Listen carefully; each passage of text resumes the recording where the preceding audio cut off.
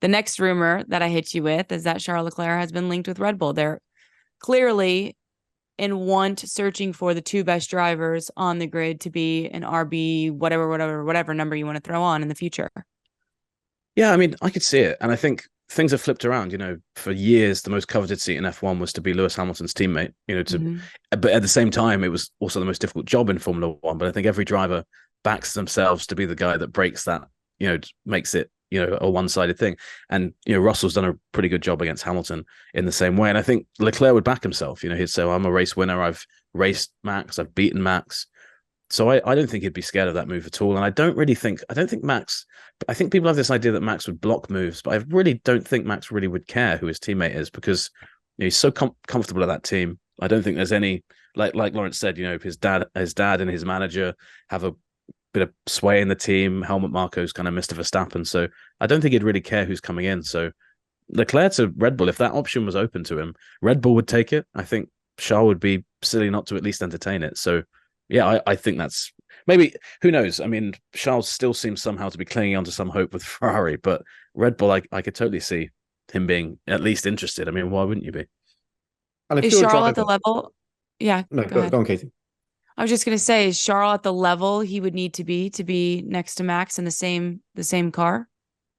I think over one lap, he's absolutely at the level. I think what we've not seen is whether he's got the consistency and the ability to keep it all together in races to sustain a championship challenge against someone like Max Verstappen, who has become so much more complete. I mean, it's a lot easier when when you do have the fastest car by some margin, because you can just take a few percentage points off each corner and take it a little bit easier.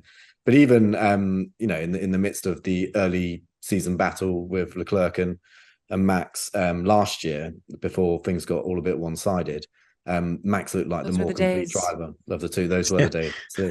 But what I was going to say is, for any of these drivers, if your contract is up in 2025 and there are opportunities at other teams, you would, if your manager is not talking to those other teams to at least find out what the possibilities are, then sack your manager. They're not doing their job. So, these conversations happen all the time. Sometimes they don't go much further than just a question of what's available, what's your thinking on this guy or whatever. But yeah, if they're not having some kind of just quiet conversation, nothing official, behind the scenes, then I think I'd be very surprised, really, because that's something that happens a lot in F1. And the other thing with Leclerc is that he's been asked a number of times recently, oh, you're not worried about getting your next Ferrari contract lined up and in place, because he signed a very long one the previous time round, and he on a number of occasions just said, no, I'm not focusing on that at the moment, just trying to get the car back into its position.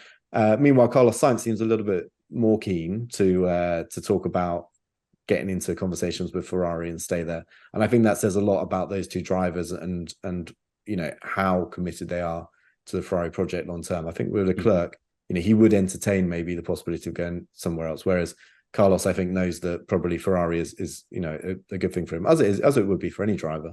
But I think they have to keep their options open, certainly until until you've got a knowledge of who's going where and which seats going to be available. I think it also speaks to the fact Sainz probably knows that it's unlikely he's going to get many better offers in terms of, I'm not sure Red Bull are going to go back to him. I'm not sure Mercedes will. I think Leclerc can probably kind of not name his price, but he's definitely a much stronger candidate. So I think for him, waiting out until next year and seeing where the things kind of lie is quite smart. Thanks for watching ESPN on YouTube. And for more sports highlights and analysis, be sure to download the ESPN app. And for premium content plus live streaming, make sure to subscribe to ESPN Player.